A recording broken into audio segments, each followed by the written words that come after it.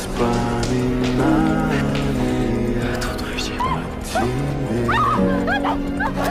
Камин в 6 утра, разбитая душа, и все твои обещания.